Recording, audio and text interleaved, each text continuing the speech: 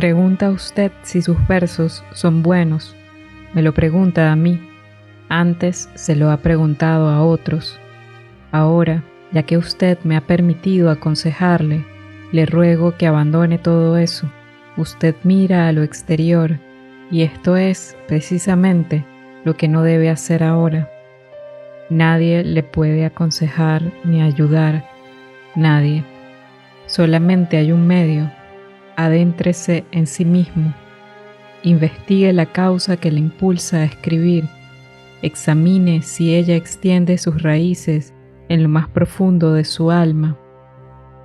Esto, ante todo, pregúntese en la hora más serena de su noche.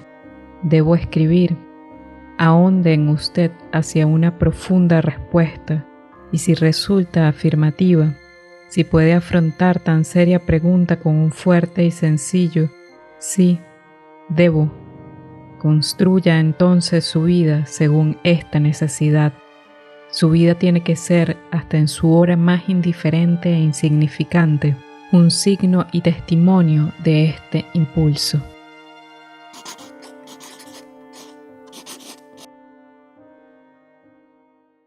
Escribir cartas no era extraño para los escritores del siglo XIX. Muchas de ellas escribieron devotamente, incluso con obsesión, evitando enmendaduras y bajo una estricta corrección caligráfica. Esta también parecía ser la práctica de Rainer Maria Rilke, según lo cuentan algunos de sus destinatarios, y me atrevería a decir que uno de los libros más populares del inmenso poeta que fue Rilke no es un libro de poesía, sino justamente sus cartas a un joven poeta. Sin intención de ser publicadas, sin pretensión de lectura más que la de su destinatario, un joven aspirante a poeta llamado Franz Capus. Capus se sentiría vinculado a Rilke al enterarse de que siendo joven, el poeta habría pertenecido a la academia militar en la que cursaba su formación, y guiado por esta conexión, por su voluntad de escribir, mientras dudaba de su vocación y su destino, le escribiría una carta, sin pensar que no solo respondería, sino que cruzaría esta breve pero significativa correspondencia. Estas 10 cartas tienen obviamente un carácter muy personal. En la publicación solo se compendian las cartas que Rilke escribe como respuesta, pero su trama puede seguirse a cabalidad.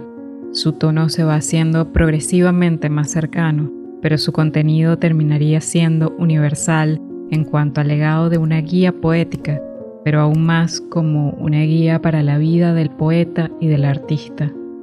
Por eso quisiera rememorar algunas de sus palabras para señalar las lecciones más insistentes que Rilke, a inicios del siglo XX, escribe para Capus, pero que podríamos atesorar quienes establecemos una relación con la poesía.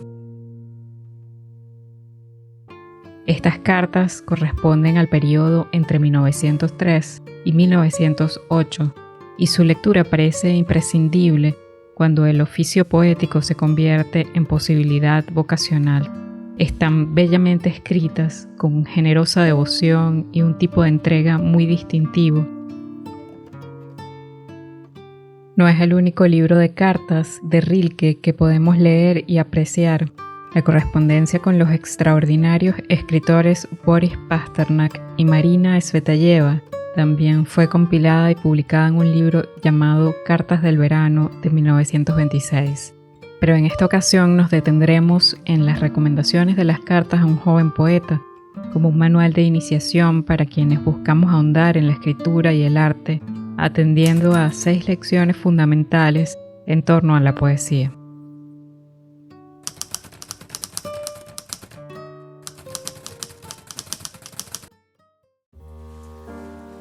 La primera lección está dedicada al crecimiento del contacto interior para reconocer la necesidad de crear como un requerimiento profundo de nuestra alma. El cultivo de un criterio propio al escribir solo puede provenir de la gestación de este espacio interno, por lo que para Rilke es indispensable acallar el impulso de validación y reconocimiento exterior para poder entrar en contacto con la urgencia real de escribir como única guía. La pregunta sobre si debemos escribir, si existe verdaderamente esta vocación, si se puede o no renunciar a ella, es la que debe conducir el impulso de la escritura. Una obra de arte y por tanto un poema, tal como este lo señala, será bueno si nace de esa íntima necesidad, sin que se imponga cualquier otro criterio.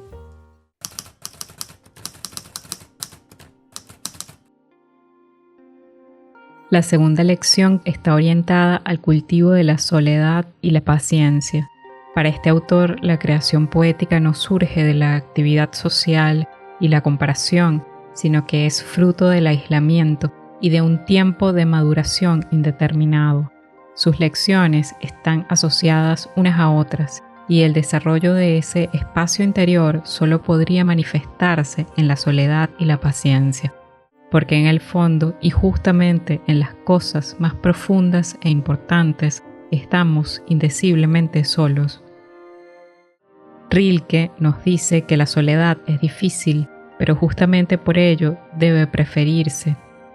La soledad facilita el contacto del poeta con su propio mundo. El creador tiene que ser un mundo para sí y encontrar todo en sí y en la naturaleza a la que se ha incorporado. Por otra parte, el tiempo de gestación de una obra no es previsible, no debe pretender ser calculado, ni su resultado debe apresurarse, como tampoco deben buscarse respuestas inmediatas a las inquietudes más esenciales. El poeta debe saber esperar y vivir sus preguntas para que algún día pueda habitar las respuestas. Ser artista es no calcular y no contar, sino madurar como el árbol que no apura sus savias y que está apacible en las tormentas de primavera sin temor de que no pueda llegar otro verano.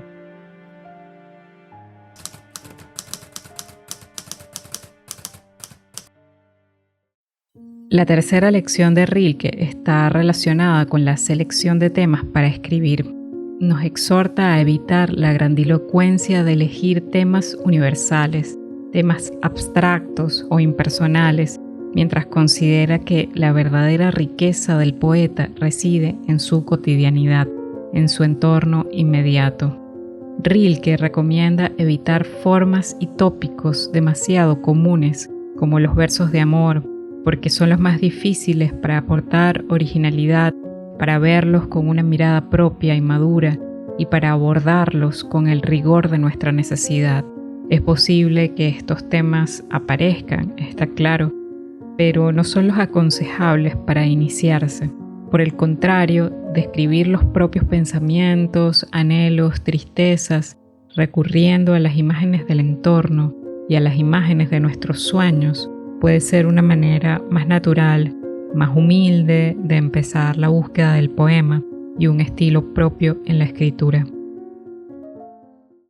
Sálvese de los motivos generales y recurra a los que cada día le ofrece su propia vida. Describa sus tristezas y sus anhelos, sus pensamientos fugaces y su fe en algo bello, y dígalo todo con honda, serena y humilde sinceridad. También nos advierte ante la consideración de nuestra vida como pobre o escasa, que parece ser una de las preocupaciones de Capus, y resalta que esta pobreza residiría solo en la propia mirada. Entonces, Rilke recomienda mirar alrededor, atender a la naturaleza y acudir a los recuerdos de la infancia. Procure hacer emerger las hundidas sensaciones de aquel vasto pasado, y si está de vuelta a su interior, si de este descenso al mundo propio surgen versos, no pensará en preguntar a nadie si los versos son buenos.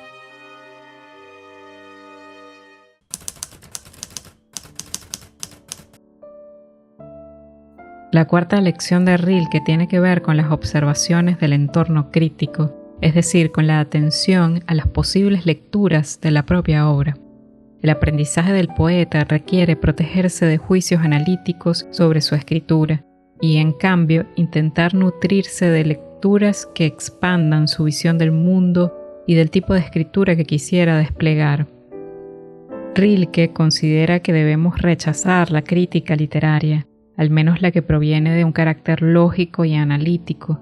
La consideración de este lenguaje crítico genera equívocos en la valoración de la propia obra. El arte, tanto como la vida, escapa muchas veces del entendimiento. Aconseja más bien desarrollar el amor por el arte y la intuición personal como guía más justa para apreciar una obra, para poder comprenderla. Y ahora le ruego, lea lo menos posible trabajos de carácter estético crítico. Las obras de arte viven en medio de una soledad infinita y por nada son tan poco abordables como por la crítica. Solamente el amor puede comprenderlas y tratarlas y ser justo con ellas.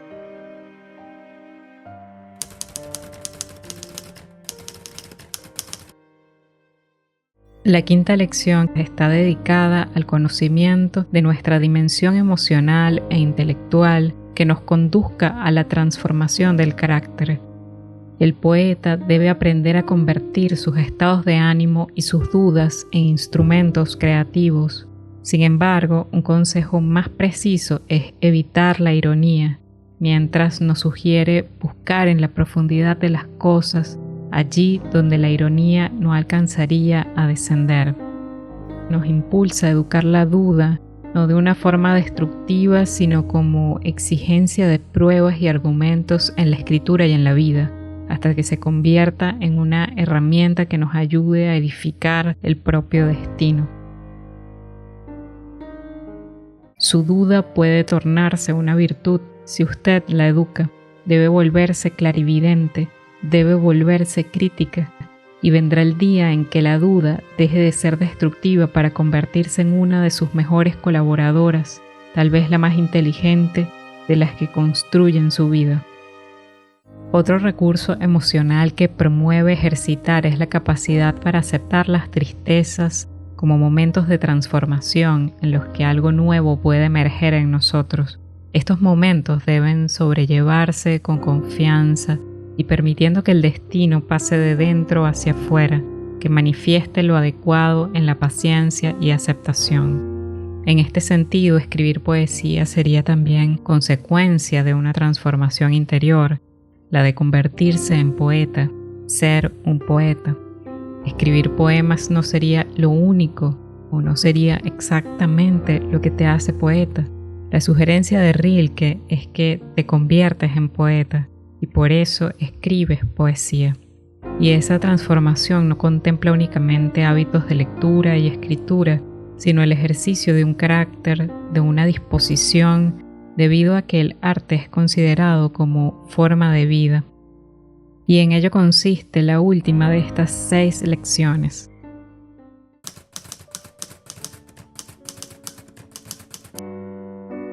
Para Rilke, escribir poesía no debe ser visto como ocupación, sino como una forma de existencia. Pero no es necesario asumir una carrera más artística como el periodismo o la crítica, que incluso describe como perjudiciales para ser poeta. También con una profesión militar o técnica, Rilke considera que se puede fomentar la observación individual y adecuarse a la vida para la creación poética. Que las circunstancias trabajen en nosotros, que nos coloquen de vez en vez ante las grandes cosas naturales, es todo lo que hace falta. El arte mismo no es más que una manera de vivir. Aún viviendo de cualquier manera puede uno prepararse para el arte sin saberlo. Tal como Rilke asume su vocación de poeta, su vida y su oficio pertenecen a un mismo movimiento, a una misma circunstancia. El lenguaje poético podría entonces convertirse en medio para transmitir la esencia de la condición humana y nuestro estar en el mundo. O bien el lenguaje podría transformarse en el conductor de una nueva espiritualidad en la poesía. Zwar müssen wir zugeben, dass die Sprache im Alltag wie ein Mittel der Verständigung erscheint und als dieses Mittel für die gewöhnlichen Verhältnisse des Lebens benutzt wird. Allein es gibt noch andere Verhältnisse als die gewöhnlichen. Goethe nennt diese anderen Verhältnisse die tieferen und sagt von der Sprache: Im gemeinen Leben kommen wir mit der Sprache notdürftig aus, weil wir nur oberflächliche Verhältnisse bezeichnen. Sobald von tieferen Verhältnissen die Rede ist, tritt sogleich eine andere Sprache ein, die poetische. Hay muchas otras lecciones vitales en estas cartas, incluyendo pasajes sobre el amor, la soledad y las relaciones, y nada sustituye su lectura. El estilo de Rilke es refinado y envolvente. Su delicadeza es conmovedora.